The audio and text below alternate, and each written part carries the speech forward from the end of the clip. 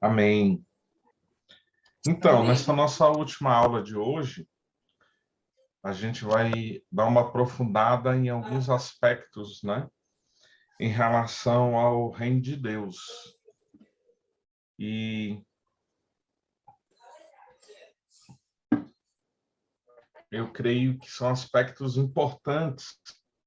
Alguns a gente vai rever, outros nós vamos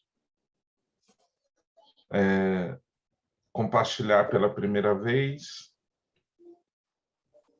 E eu creio que para essa última aula vai ser a cereja do bolo, amém? Em nome de Jesus. Então, quando a gente pensa no reino de Deus, a gente sempre tem que pensar que esse reino ele existe porque tem um rei, né? E a gente sabe que Deus ele reina hoje através do Filho.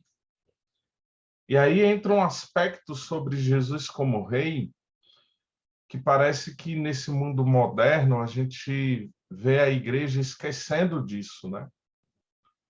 E esse aspecto é algo muito simples, dentro daquilo que a gente já vem falando, mas que mesmo por ser simples não quer dizer que não seja muito importante, exatamente ao contrário, é muito importante, né? E quando a gente fala do senhorio de Cristo, para alguns irmãos, isso parece ser algo normal, comum, mas se a gente for avaliar e ser sincero, parece que é algo distante da vida cristã que a gente vive levando como igreja em geral. Então é importante a gente entender algo, né? Jesus Cristo, ele é Senhor, amém? E tem alguns aspectos dentro do senhorio de Cristo que a gente precisa rever. Nós declaramos que Jesus ele é Senhor, que ele está sentado no trono, que ele governa ao lado do Pai. A gente vê em Efésios 2, né, Paulo falando que a igreja está sentada com ele nas regiões celestiais. Mas eu acho que a grande pergunta que a gente deve fazer é que se Cristo ocupa o primeiro lugar dentro dos nossos corações, né? Ou se realmente a gente dá para ele o lugar que ele merece. Como eu já falei em outras aulas, né, muitos de nós conhecem Jesus como Salvador, o Filho de Deus que morreu para salvar. Agora, é interessante que no Novo Testamento, quando a gente lê os versículos que falam de Jesus como Salvador e Senhor, a gente vai ver que, referente a ele como Salvador, há 3 referências no Novo Testamento. E há 300 referências se dirigindo a ele como Senhor. Vamos ler Filipenses 2, de 6 a 8. É um texto que a gente leu na outra aula também, né? Dentre outros. Esse texto fala assim: tende em vós aquele sentimento que houve também em Cristo Jesus, o qual, subsistindo em forma de Deus, não considerou ser igual a Deus, coisa o que se devia apegar, mas esvaziou-se a si mesmo, tomando a forma de servo, tornando-se semelhante aos homens. E achado na forma de homem, humilhou-se a si mesmo, tornando-se obediente até a morte, morte de cruz. Pelo que também Deus o exaltou soberanamente e lhe deu o nome que é sobre todo o nome, para que ao nome de Jesus se dobre todo o joelho dos que estão nos céus e na terra e debaixo da terra, e toda a língua confesse que Jesus Cristo é Senhor, para a glória de Deus Pai. Amém? Então, nós usamos esse versículo para trazer a ideia, né? O conceito bíblico que Jesus ele já existia antes dele vir em forma humana e que ele se humilhou ao assumir essa forma humana e que ele morreu na cruz, mas ele não só morreu, ele ressuscitou. E a gente, em uma das aulas, né, focou muito sobre a ressurreição de Cristo e a importância da sua ressurreição. Mas a gente precisa entender que esse aspecto da sua humilhação, isso já aconteceu. E que ele foi exaltado pelo Pai. E que hoje, né, ele se assenta no trono e que toda a autoridade foi dada a ele. E ele é Senhor sobre tudo e sobre todos. E que todo o joelho, tanto das criaturas, dos seres que há nos céus, como os que há na terra, vão se dobrar diante dele, reconhecendo, né? E confessando que ele é Senhor. E Paulo vai dizer que para a glória de Deus Pai, isso acontece e vai acontecer de forma plena. Amém? Nós vimos que Jesus, antes de existir, ele já existia na forma de Deus. Ele era Deus. Ele não se apegou a isso, mas se despojou, se esvaziou. E ele veio como homem na condição do homem. E por causa disso, o Pai o exaltou sobre todas as coisas. E nós precisamos entender, então, que todos os seres do universo, homens, mulheres, crentes, pecadores, ateus, mortos, anjos, demônios, vivos, dobrarão seus joelhos e confessarão que Jesus Cristo é o Senhor. Então, quando a gente pensa em Jesus Cristo como Senhor, a gente precisa entender que esse é um título supremo que ele recebe. Amém? A gente sabe que Cristo ele tem vários nomes preciosos que trazem a ideia de quem ele é, da sua representatividade dentro da Trindade. Ele é conhecido como lírio dos vales, ele é a rosa de Saron, estrela da manhã, ele é o resplendor da glória de Deus, amém? Ele é o sol da justiça, ele é o bom pastor, ele é o redentor, ele é Emanuel, ele é conselheiro, Deus forte, príncipe da paz, salvador, mas ele tem um nome acima de todos os nomes e ele tem um título, Senhor. Na velha aliança, Yahvé era o Senhor. Na nova aliança, né, o pai dá esse título ao filho. E a gente vê em várias cartas de Paulo falando, Deus nosso Pai e o Senhor Jesus Cristo. E quando aparece essa palavra Senhor no grego, essa palavra que a gente está acostumado como um pronome de tratamento, né? O Senhor fulano de tal.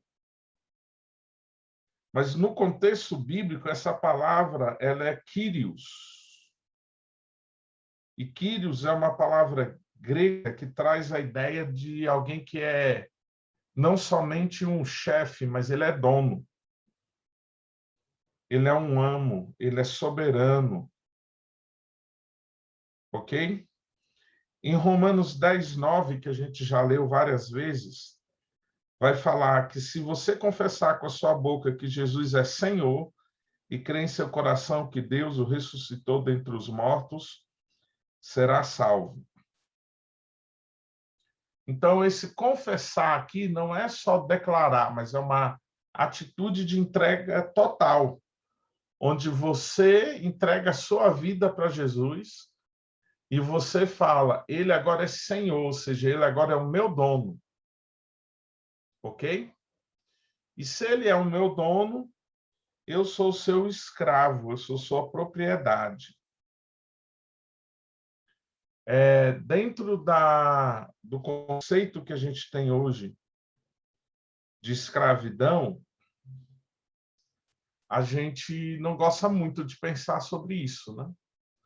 Mas esse é um fato, nós somos escravos de Jesus, ele é o nosso dono. Só que Jesus é um bom Senhor, amém? É um Senhor que age com justiça. E um fator interessante da palavra que Paulo traz no grego, né, para definir Jesus como Senhor, é que essa palavra era usada para César, né, para o imperador romano. E César, ele era conhecido como Quírios dos Quírios. Então, dentro da cidadania romana havia pessoas que tinham propriedades, bens e escravos. E eles eram os donos dessas propriedades, bens e escravos. Então, César era senhor desses donos. Então, ele era senhor dos senhores. E quando Paulo chega e fala que Jesus é Quírios, e colocando ele numa posição maior do que qualquer ser humano, ele está falando que Jesus é maior do que César. Se César é o senhor dos senhores humanos, Cristo é o senhor de César, porque ele é maior que César.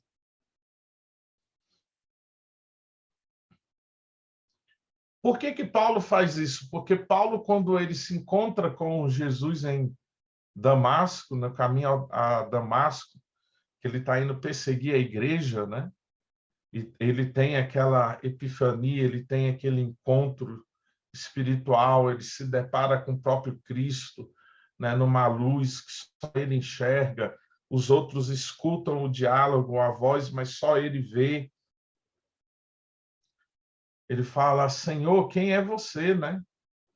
E Jesus responde: eu sou aquele a quem você persegue. A partir desse momento, Paulo ele reconhece alguém que é superior à liderança judaica e o próprio César. Ele conhece o Senhor Supremo, ele conhece aquele que governa sobre tudo e sobre todos. E ele conhece, então, um reino que é maior e mais importante do que o reino de Israel, seu estabelecimento, ele como judeu, fariseu, com certeza esperava por isso, e de que qualquer reino que dominava a sua própria nação. Quem pode abrir para mim em Filipenses 1:1 e ler?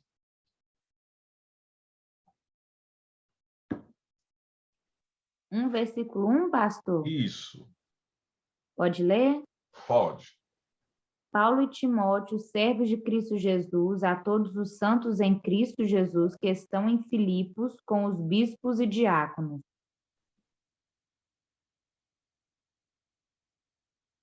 Amém? Então, Paulo já inicia sua carta fazendo o quê?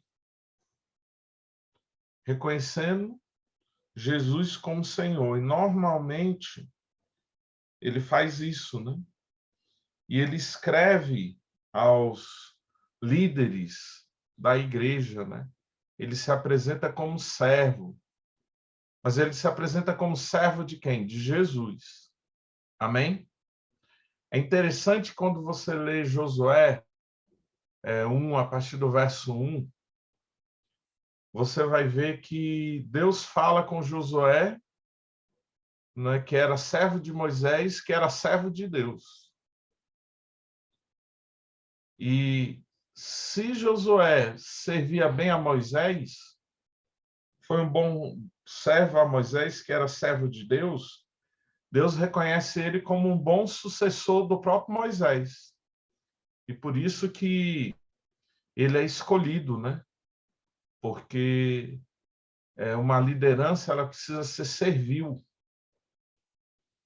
O próprio Jesus fala, né? Eu não vim para ser servido, mas vim para servir. E Paulo, ele se colocava nessa posição, né, de servo do Senhor Jesus Cristo. E como é que a gente pode entender isso? A partir da própria conversão de Paulo. E aí que a gente precisa entender melhor o que a gente tem como conversão, né? E a gente sabe que a conversão ela começa com o entendimento do reino de Deus, porque para você adentrar o reino, você precisa se arrepender. E era isso que Jesus anunciava na sua pregação: arrependei-vos, que é chegado o reino dos céus. Então, Jesus, quando ele declarava isso, ele já apresentava uma condição para quem quisesse fazer parte do reino, né? Para quem quisesse entrar no reino, tinha que se sujeitar à autoridade do rei. Ou seja, a grande questão é: ou a gente se inclui no reino, ou a gente se afasta no reino. E para fazermos parte do reino, a gente tem que reconhecê-lo como Senhor e sujeitar a nossa vontade a Ele. Amém? A Bíblia ela traz uma ideia bem clara daqueles que querem viver o reino de Deus. E essa ideia é: sujeite-se a mim e reconheça-me como Senhor, senão você não vai fazer parte do reino. É bem simples assim. E nos próprios evangelhos a gente pode enxergar isso. Porque a ideia é que parece que Jesus está mendigando a atenção de alguém hoje, né? Esperando alguém levantar a mãozinha e falar: eu aceito, né? Mas a ideia não é de ser aceito, de aceitar, mas de ser aceito. Em Mateus 4,19, a gente vê Jesus chamando dois dos discípulos, Simão e André. E ele fala: vinde após mim, eu vos farei pescadores de homens. Jesus não pergunta se eles querem vir. Entende isso? Jesus dá uma ordem, faz um chamado. Não tem tempo para detalhes, para explicações. Era uma ordem objetiva. E o que você faz com uma ordem diante de uma grande autoridade? Você obedece. Amém? Eles poderiam pensar: quem é esse homem? O que ele faz aqui? O que ele pretende? Eu sou o Senhor, eu que mando na minha vida, eu que decido o que eu faço. E como chega esse cara aqui e me ordena: vem e segue-me. Não tem tempo para questionamento.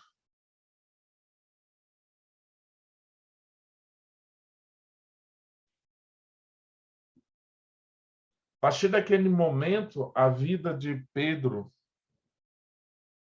e a vida de André muda, porque as palavras de Jesus vêm como autoridade. E eles se sujeitaram. Amém? Então, vem, segue-me. Não é algo para a gente ficar pensando, mas para a gente obedecer em prontidão. Amém? O mesmo ocorre com Mateus, que estava trabalhando, né, como coletor de impostos, e ouve a ordem: segue-me. E o que ele faz? Ele não cria um diálogo com Jesus. Ele abandona tudo e realmente ele vai, empurra a mesa lá e segue a Jesus. O que eu quero dizer com isso? Eu quero dizer para vocês que conversão significa também rendição. Amém? Quando você se converte, você se rende totalmente a Deus. Você não tem outra ação, você não tem outra reação, você só se sujeita. Você só obedece. É por isso que a gente precisa repensar essa evangelização por base de Jesus como Salvador e não Jesus como Senhor. Porque, irmãos, se a gente for colocar na balança, muitos de nós realmente não somos convertidos. Porque Jesus ainda não é Senhor e Rei das nossas vidas, plenamente. A gente ainda faz o que a gente quer. Um caráter assim de conversão por rendição está em Lucas 19, de 1 a 10, que é o caso de Zaqueu, né? Um homem rico, com autoridade. Ele não era só cobrador de impostos. Zaqueu era chefe dos cobradores de impostos. Então, ele era o cara do esquema, né? É ele que mandava na turma, nos desvios que aconteciam ali. E ele sobe numa árvore ali, Jesus, e ele sobe para ver Jesus, se esforça ali para ver Jesus. E a primeira coisa que Jesus fala para ele é para ele descer. Muda de posição, sai de onde você está, vem para cá, porque eu vou comer na sua casa. E ele obedece de forma imediata. E na casa de Jesus não há relato de uma pregação ou nada desse tipo, mas que eles estavam à mesa, comendo e bebendo. E ele, em prontidão, em total rendição, ele mesmo revela a sua conversão. Quando ele fala que vai devolver o que ele tomou dos outros, e se ele fez isso de forma errada e ilegal, ele iria restituir 4 vezes mais. E Jesus traz o aspecto da salvação, da rendição, da conversão, naquele dia, através da vida daquele homem. Em Marcos 10, 17 a 22, a gente vê o oposto, né? A gente vê um jovem rico que chega para Jesus, o que eu tenho que fazer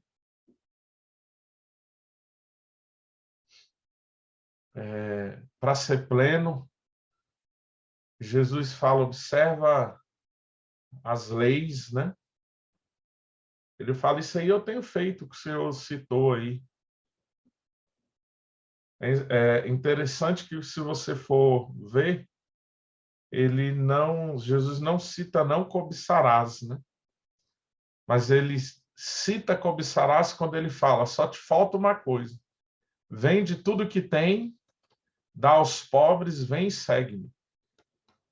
O jovem rico não se sujeitou, porque ele começou a questionar por ser dono de vários bens. Ele fica triste. E ele nega essa ordem simples e poderosa. Ou seja, ele não quer obedecer, ele não quer se sujeitar. E Jesus em nenhum momento vai atrás dele. Eu exagerei, entrega só o dízimo aí, está tudo bem. Porque a questão não era a quantia, mas a obediência.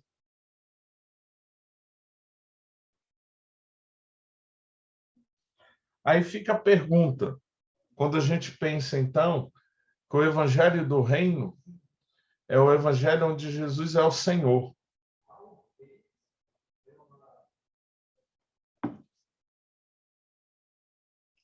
E a gente pergunta, é isso que está sendo pregado?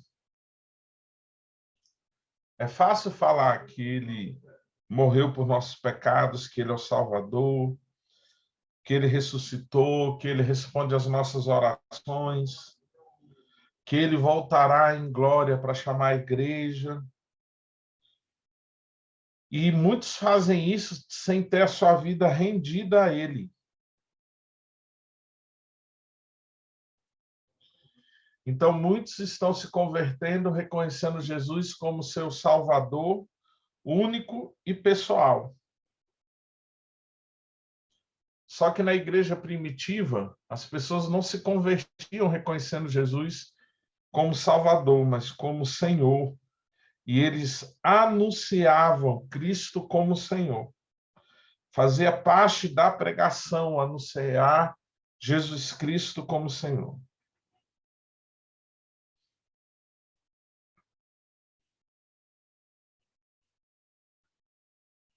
Em Mateus 7, de 21 a 23, a gente vai ouvir o próprio Jesus falando: nem todo que diz Senhor, Senhor entrará no reino dos céus, mas aquele que faz a vontade de meu Pai que está nos céus. Muitos naquele dia hão de dizer-me: Senhor, Senhor, porventura não temos nós profetizado em teu nome, e em teu nome não expelimos demônios, e em teu nome não fizemos muitos milagres? Então lhes direi explicitamente: nunca vos conheci. Apartai-vos de mim os que praticais a iniquidade. Olha que pesado isso, né? Jesus está dizendo que nem todo mundo que chamá-lo de Senhor, Senhor. Então a gente vê que não é uma questão só de declarar. Não é só uma questão de se dirigir a ele como Senhor. Mas se ele não vê governo, obediência, sujeição, rendição, ele não nos conhece. E ele deixa isso claro. E quando ele responde, né, aos que estão falando Senhor, Senhor, ele está falando: ó, não sei quem são vocês, não. Aí ele: porventura nós não temos profetizado, expelido demônios, e não fizemos muitos milagres em teu nome? Jesus fala: nunca conheci vocês. Apartai-vos de mim, os que praticam iniquidade. Mas eles não estão falando que eles estão praticando iniquidade. Eles estão falando que estão, né, se movimentando em sinais e prodígios, profetizando, expulsando demônio, falando novas línguas. Mas se não há uma vida de sujeição, de obediência, você pode chamá-lo de Senhor e falar qualquer coisa em nome dele. Mas isso não significa que você é dele, que você seja conhecido por ele.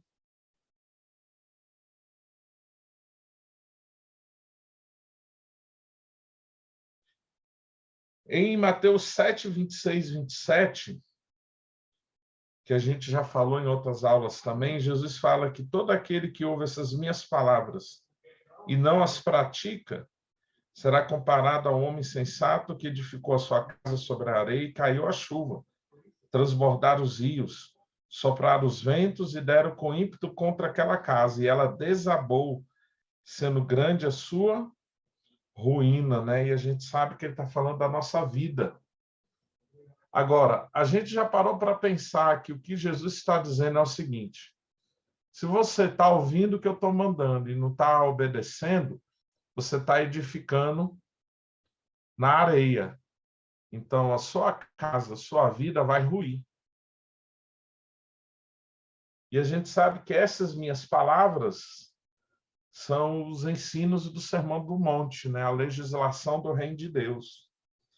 Então, Jesus está falando: se você não cumpre as leis que eu te dei, se você não anda segundo essas leis, então você não é servo. E se você não é servo, a sua edificação ela vai te levar à ruína.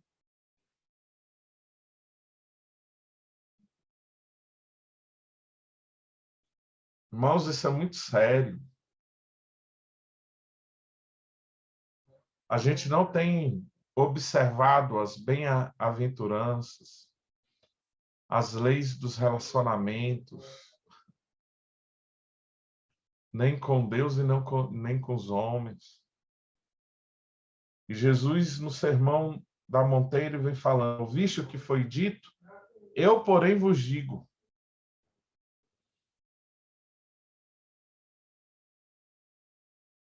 Nós, como igreja, a gente precisa repensar algumas coisas. Ah, Jesus é meu Senhor, Ele é dono da minha vida, será? Tem gente que nem conhece a legislação do reino. Tem gente que não anda segundo aquilo que Jesus falou, que nós deveríamos andar na nossa vida cristã. Tem gente que não perdoa, que odeia o inimigo, tem gente que adultera.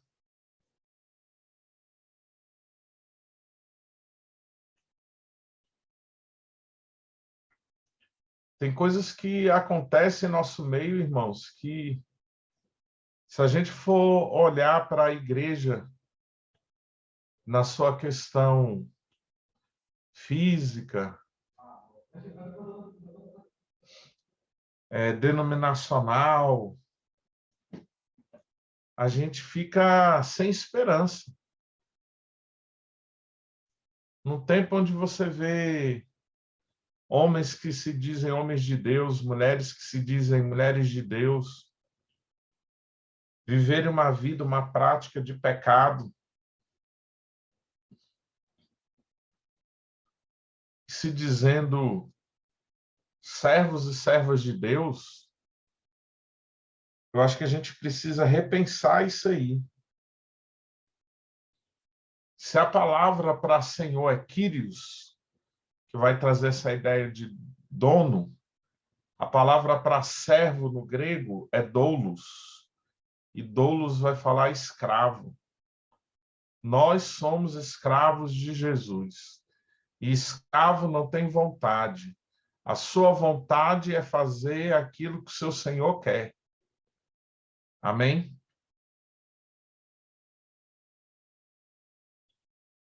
E existe um aspecto que a gente precisa pensar.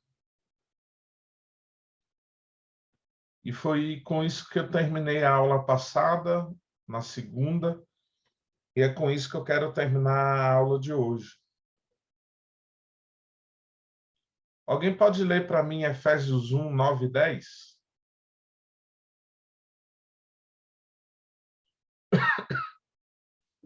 Efésios 1, versos 9 e 10.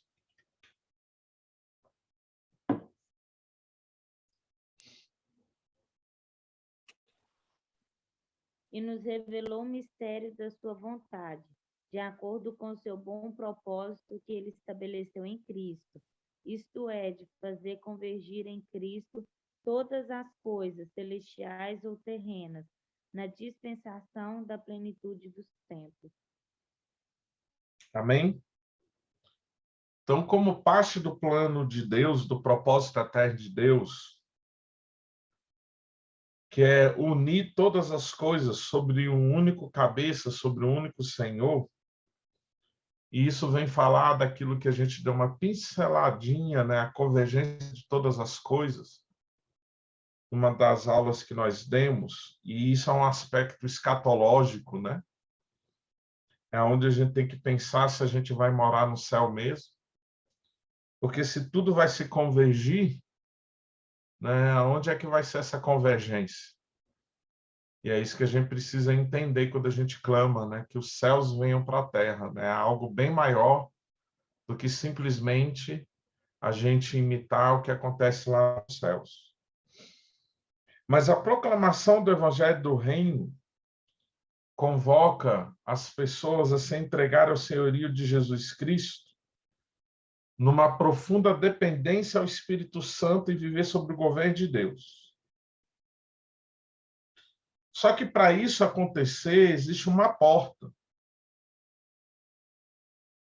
E é exatamente essa questão dentro dos aspectos do reino que eu já vim falando, que como igreja a gente precisa refletir, porque o que eu vejo, e eu tenho uma crise interior por causa disso, é que tem muita gente falando sobre o reino, querendo tecer algo sobre uma cultura do reino, querendo ensinar sobre o reino, querendo se aprofundar em coisas do reino. E a grande preocupação que eu tenho, irmãos, é que muitas dessas pessoas, ou melhor, muito de nós, sequer passou pela porta do reino. Sequer adentrou o reino.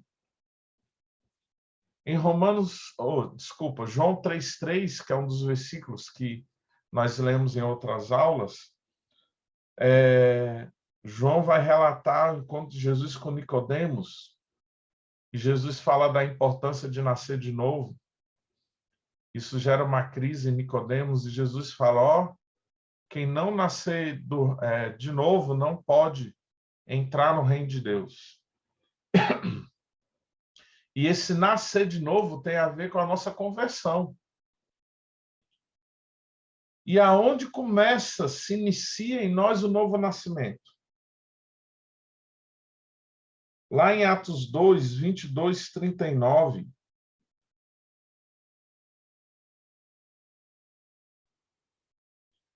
Após o derramamento do Espírito Santo, Pedro, pondo-se em pé, ele começa a pregar, e mais de 3.000 pessoas se convertem. E na sua pregação, ele começa um discurso, ele traz alguns pontos, e ele conduz as pessoas à porta do reino. No versículo 22 do texto que nós citamos, ele vai falar sobre os milagres, os prodígios e sinais de Jesus. No verso 23, ele vai falar da sua morte na cruz. Do 24 ao 32, ele vai falar sobre a sua ressurreição. E ele traz dois aspectos da ressurreição de Cristo: as promessas feitas a Davi e o próprio testemunho dos apóstolos enquanto discípulos que viram Jesus ressuscitado. Ele vai falar da sua exaltação, verso 33 e 35. E ele vai falar do seu senhorio, verso 36.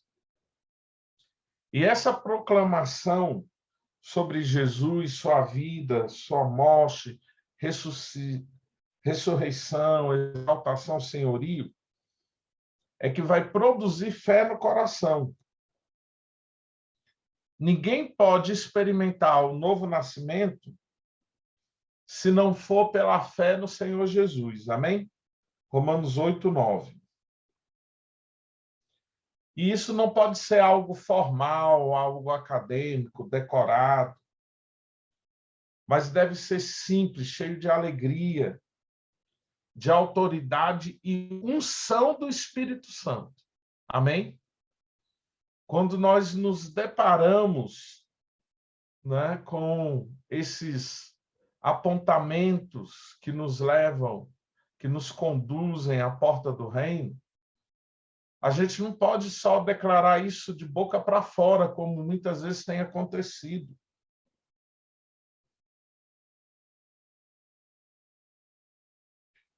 Quando os que ouviram Pedro creram na sua palavra e temeram, verso 37, ele dá a segunda parte da mensagem, verso 38.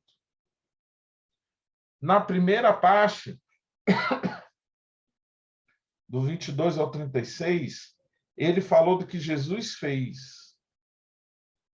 Só que agora, no 38, ele fala do que as pessoas têm que fazer. Atos 2, 38. Pedro, então, lhes respondeu: arrependei-vos e cada um de vós seja batizado em nome de Jesus Cristo para a remissão dos vossos pecados e recebereis o dom do Espírito Santo. Então, ele fala de três realidades distintas que devem ser experimentadas logo no início da nossa vida com Cristo. As duas primeiras são condições, a terceira é uma promessa. As duas primeiras, temos que nos arrepender, ser batizados em nome de Jesus Cristo, e a promessa é que receberemos o Espírito, o dom do Espírito Santo. Então, essa parte aqui é o que a gente chama de porta do reino. A fé na proclamação de Jesus não é a própria entrada do reino. A fé é a base para a gente adentrar o reino. A gente vê isso em João 1,12. A porta de entrada do reino é arrepender, ser batizado em nome de Jesus e receber o dom do Espírito Santo. Amém? Sem arrependimento não há novo nascimento. E esse batismo não é só no sentido do batismo das águas, mas do batismo do Espírito. Amém? Porque é pelo batismo do Espírito que nós o recebemos, que nós alcançamos o dom do Espírito.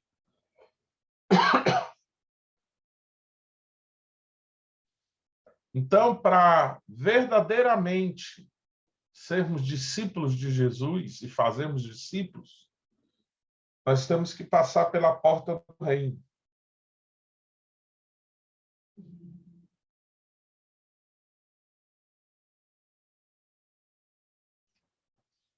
E aí que eu faço minha pergunta.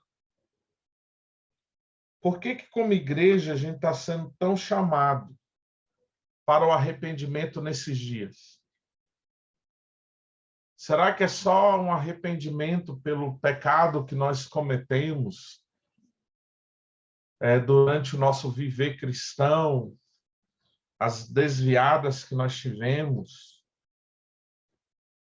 Eu creio que há esse aspecto também, né? A necessidade do retorno.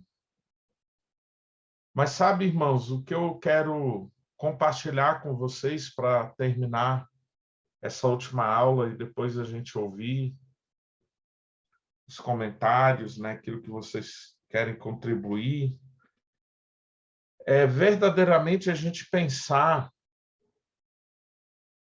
que muitas vezes, muitos de nós, ou até mesmo nós mesmos,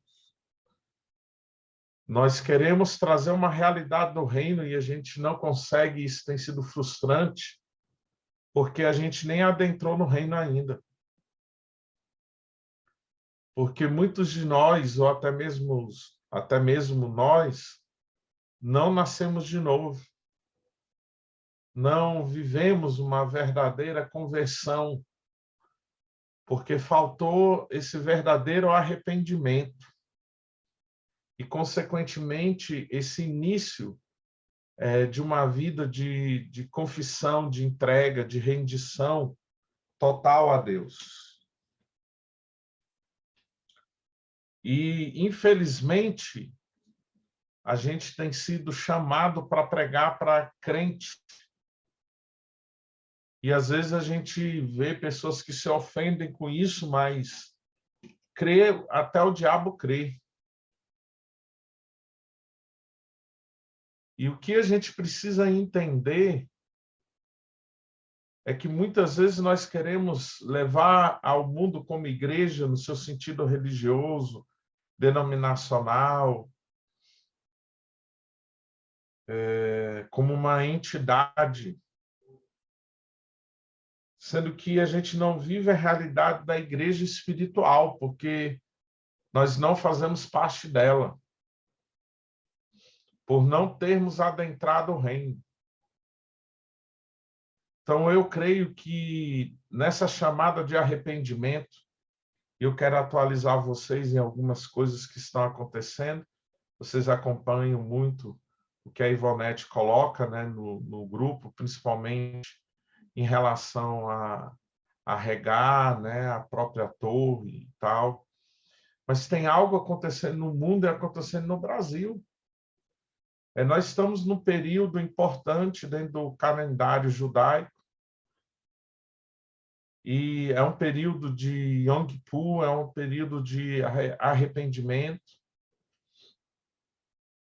E a gente vai ter esse ano o Rosh Hashanah, comemorado pelos judeus, a gente já entrou nele, que vai pegar também o 7 de setembro. Isso já aconteceu 5 vezes na história do Brasil.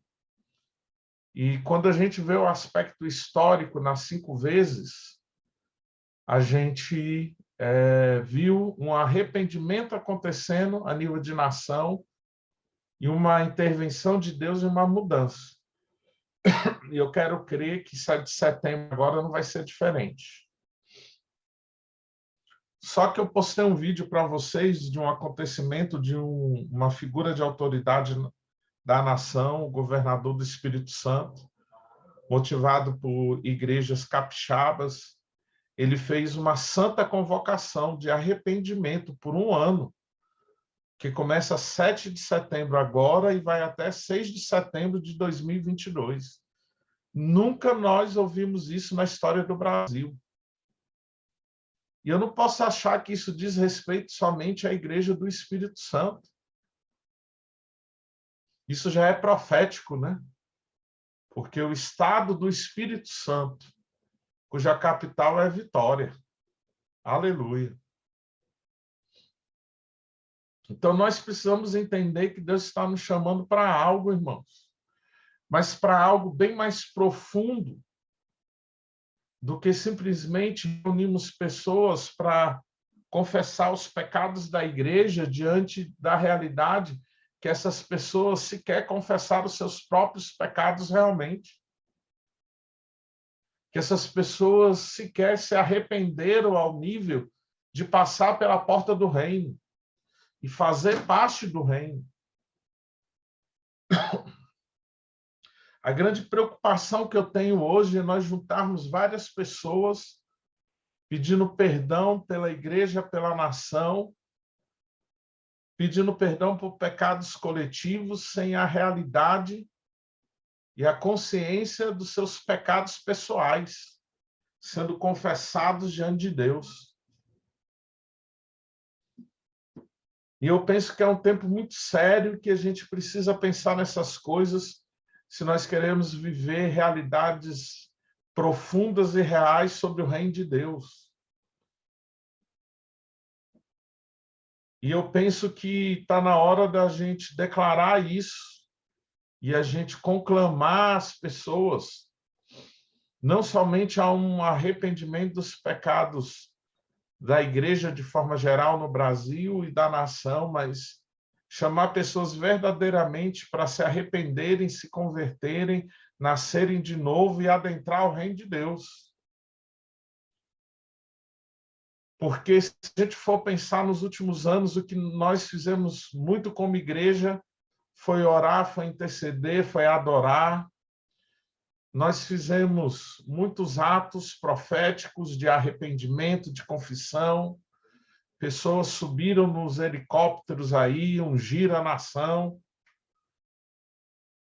ungiram seus estados, suas cidades, e a gente viu pouco resultado disso. Porque o que Deus quer fazer na nação começa no nosso próprio coração, começa na nossa própria vida, começa na realidade da nossa própria casa.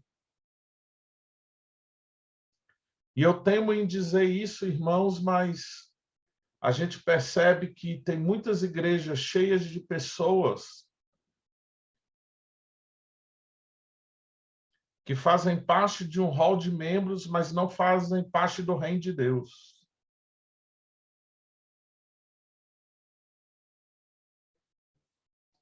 Pessoas que cantam, que dançam, que servem, que cuidam de pessoas, que lideram projetos, que fazem missões.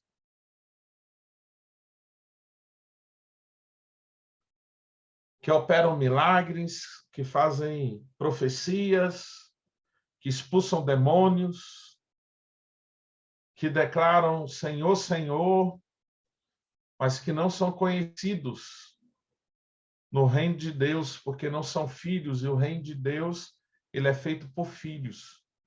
E a gente só é filho se nascer de novo.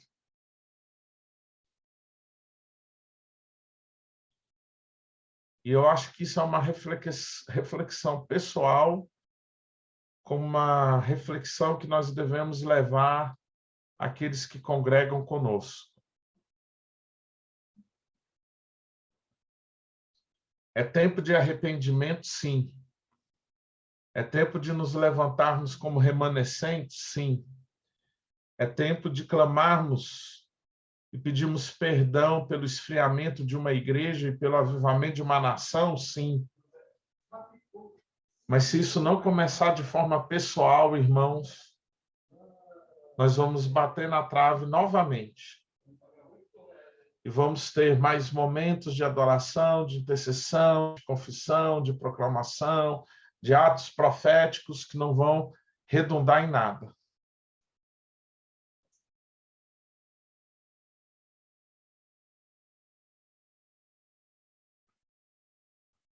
Ivonete. Desculpa, irmãos, eu estou muito comovido. E eu oro para que Deus gere esse peso de arrependimento em nossas vidas, na vida da igreja no Brasil, e que muita gente que faz parte de uma denominação, de uma entidade religiosa, venha verdadeiramente se arrepender e fazer parte do reino de Deus, se sujeitar ao senhorio de Cristo.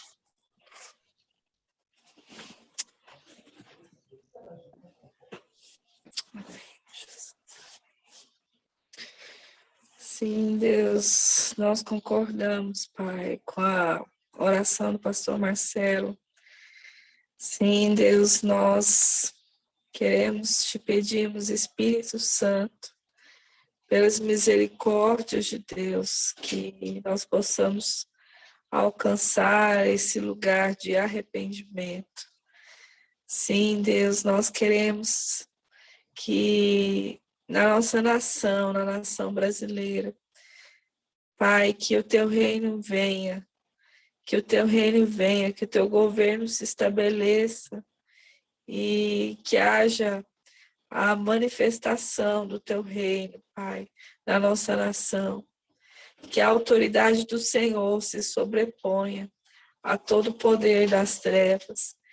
E para isso, Senhor, nós queremos, ó Deus, alcançar esse lugar de arrependimento como igreja do Senhor nessa nação, Pai.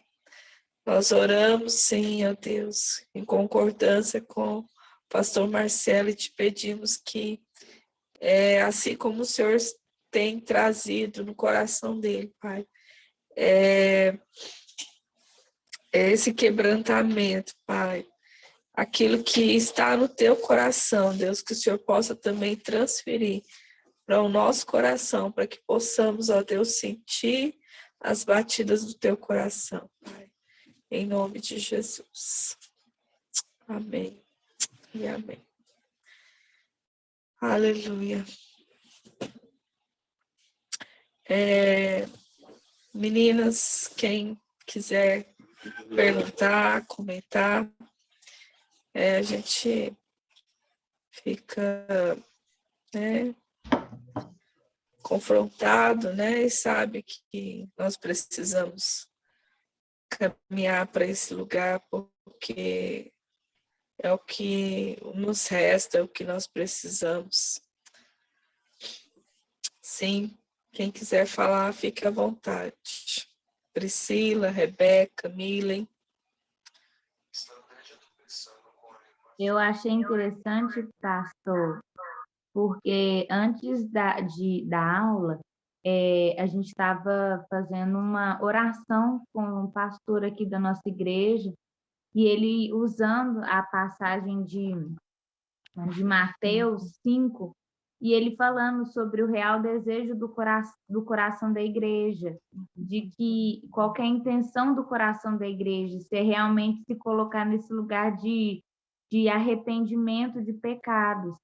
E eu nem imaginava que seria sobre isso que o irmão ia falar. E na hora ele começou a orar e ele começou a declarar que esse desejo surge no coração da igreja de Minas Gerais, porque a gente tem, pelo menos aqui na nossa região, nós não temos visto mais a igreja orar sobre isso, sobre um verdadeiro arrependimento, sobre um santo temor no coração da igreja. E a gente começou a orar sobre isso, para que isso venha sobre nós, igreja, em Minas, e que se espalhe sobre a igreja no Brasil.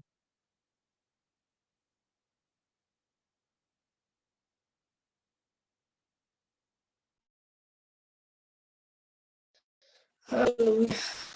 Amém. Alguém mais? Milen, você falou alguma coisa aqui. Rapaz. Miles, Não, tá é o que aí? eu tô aqui. É porque chega da igreja, a gente fica meio na correria, mas eu tô escutando tudo. E é agora que eu paro para sentar e respirar um pouco. Então, o interessante disso tudo é que Deus tem alinhado, na verdade, alinhado as coisas dentro do nosso país. Porque a palavra que o pastor Marcelo trouxe hoje é uma palavra que está sendo falada, que nós já estamos orando sobre, e Deus já tem falado, e Ele tem aquecido os corações sobre isso. E isso tem sido falado aqui em Rio das Ostras, tem sido falado no Rio, algumas igrejas que eu conheço de amigos, e ele tem trago esse alinhamento no Brasil. E isso é muito interessante, porque ele começa a alinhar as coisas, né? Brasil e assim todos os países vêm no mesmo alinhamento, para que quando aconteça, como o pastor Daniel fala, que muita gente fala sobre o avivamento, mas Deus ele tem procurado os construtores e os edificadores. Então, assim, para quando isso acontecer, nós estamos preparados, nós entendemos o que o Senhor quer fazer. Mas para que isso aconteça, ele precisa isso mesmo, levantar verdadeiramente os filhos dele, para que a palavra dele seja falada verdadeiramente, seja proclamada nos países, dentro e fora do nosso país, do nosso território. Porque se houver uma vírgula que não esteja na palavra dele, tudo que formos viver vai ser enganosamente. Então, assim, tudo que o Senhor tem feito nesse tempo, e Ele tem aquecido o nosso coração para isso, para um quebrantamento verdadeiro, para um arrependimento verdadeiro, para a gente rever o que a gente tem feito até hoje, para a gente ver se a gente tem andado no caminho certo, se a gente tem seguido a palavra dele, se a gente tem cumprido os mandamentos dele. Por quê? Porque Ele precisa disso. Que os verdadeiros filhos, Ele precisa disso, que a manifestação dos verdadeiros filhos aconteça.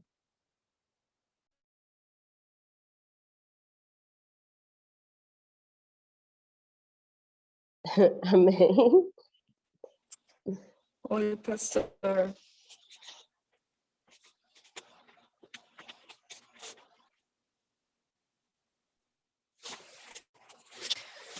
Eu até estava lendo aqui um versículo que é interessante, muito, muito completa tudo isso que o senhor falou de Romanos, que fala, ora, ou porventura desprezas a imensa riqueza da bondade, tolerância e paciência, não percebendo que é a própria misericórdia de Deus que te conduz ao arrependimento. Aleluia. Que a misericórdia de Deus seja derramada sobre a nação do Brasil, para que sejamos conduzidos a esse lugar de arrependimento. Pastor, contigo.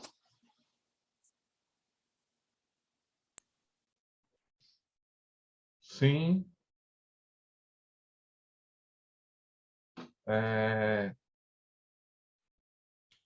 A Priscila, né? A Priscila trouxe duas palavras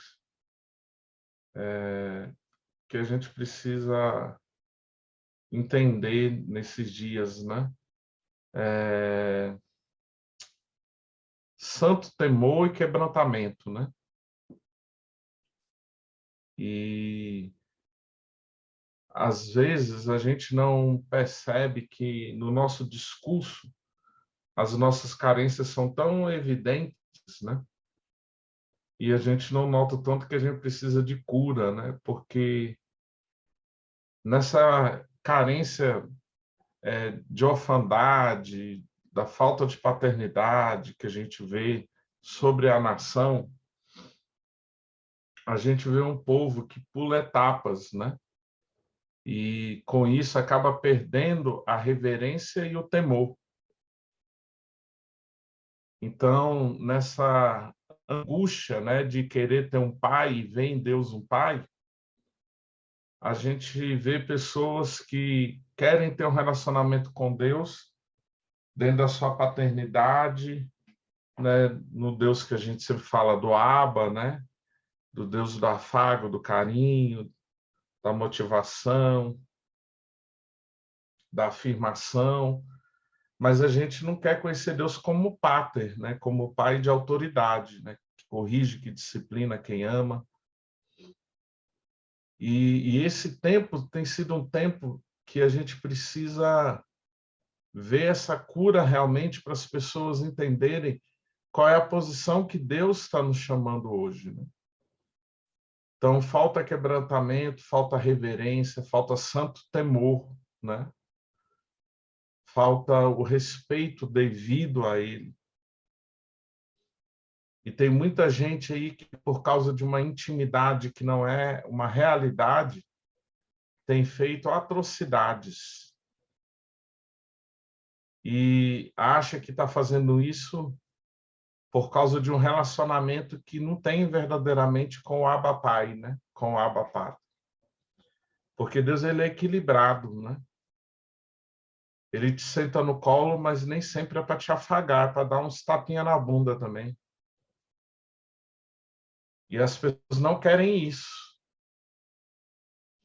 Então, é um tempo da gente viver isso, né?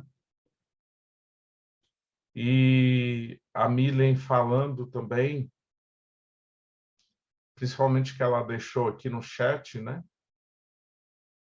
Que essa é uma palavra de despertamento, né? E de realmente de renúncia, né? Porque Móshe vem falar dessa verdadeira renúncia para a gente nascer. No reino de Deus não tem como viver sem morrer, né, Milen? Mas a gente não quer morrer. Irmãos, a maioria de nós não quer sofrer, a maioria de nós não só quer Deus se tiver tudo bem, se tiver com carro, tiver com gasolina, né, com a conta boa, a conta cheia. Quem quer ser perseguido? Né? E eu temo que muitas pessoas não vão se manter firmes na fé por causa disso. Eu não sei se a gente vai ser perseguido como muitos estão sendo nos países muçulmanos, eu não sei se vai chegar a isso no Brasil, mas a gente vai passar por algum tipo de perseguição. Nós já estamos sendo perseguidos, né? A gente já vê isso. Eu não estou falando do evangélico, né? Mas eu estou falando do remanescente mesmo. Então, é um tempo desse verdadeiro quebrantamento e arrependimento, mas não vai haver quebrantamento e arrependimento sem a gente entender a questão da sermos reverentes e termos esse santo temor, né? E muitos de nós verdadeiramente precisam voltar, né, nem ao primeiro amor, não. É voltar lá atrás e entender que verdadeiramente não se converteu e se arrepender dos seus pecados e adentrar o reino. Amém? Quem não é de um reino e ele de alguma forma luta pelo reino por algum benefício, ele não é súdito, né? Ele é mercenário. Nós temos tido muitos mercenários aí lutando as causas do reino porque estão esperando por benefícios, né? E não por amor ao rei. Mas Deus vai levantar pessoas que verdadeiramente vão dar sua vida pelo rei e pelo reino. Amém? Deus vai transformar cordeiros em leões. Em nome de Jesus. Bonete?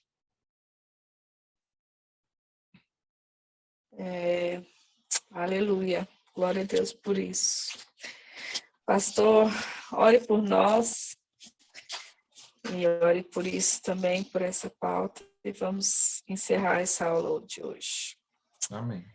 Gratidão, Senhor. Pai, nós estamos diante de você e nós te agradecemos pela sua graça e misericórdia. E mesmo o seu juízo é a expressão da sua graça, porque ele vem para nos corrigir e nos posicionar como igreja. E nós clamamos a ti, Senhor, para que haja um romper dos ouvidos, que os comichões caiam da vida daqueles que de alguma forma têm procurado se manter fiéis a Ti, e venham, Pai, se arrepender e venham Te buscar. Oramos por aqueles, Pai, que estão vivendo um engano, falando de um reino no qual não vivem, mas que eles venham fazer parte desse reino, em nome de Jesus. Clamamos, Senhor, pela nação, por tudo que está por acontecer, e pedimos uma intervenção Sua. Te pedimos perdão pelos nossos próprios pecados, nos arrependemos de forma particular e como igreja, Senhor, diante de Ti no Brasil. E pedimos, faz de novo, Pai, faz de novo, faz de novo. Faz de novo, faz de novo, Senhor.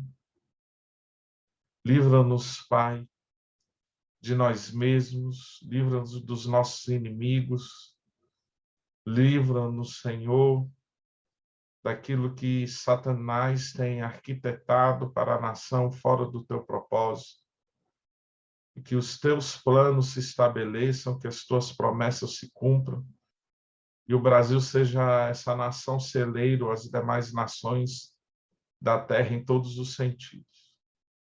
Mas começa por nós, começa pelos nossos irmãos, começa por nossas famílias, Pai, em nome de Jesus.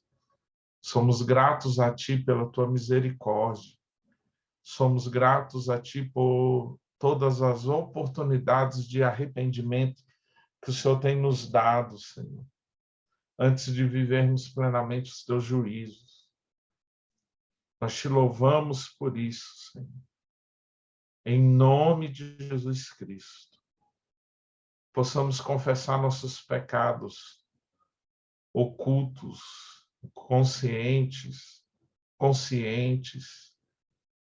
possamos nos arrepender, Senhor, e que esse arrependimento nacional da igreja e da nação comece por cada pessoa que tem ouvido o seu Espírito, nos chamando, Pai, para um tempo de choro, de jejum e de lamento, para um tempo de quebrantamento e arrependimento, para Te buscarmos novamente com uma santa reverência, um santo temor, em nome de Jesus. Pai, abençoe cada família aqui representada, cada um, seja com nossas necessidades, porque nós cremos que o Pai é nosso e o pão também. Nós Te louvamos e Te agradecemos por isso, no nome santo de Jesus. Amém. Amém, amém. Glória a Deus. Amém, queridas. Deus abençoe a vida de vocês, Rebeca, Milen, Priscila, Gersileia, que Deus abençoe vocês. Pastor, grande abraço, bom descanso. A gente Amém. se vê. Um abraço. Tchau, tchau. Tchau, gente. Paz. Deus abençoe.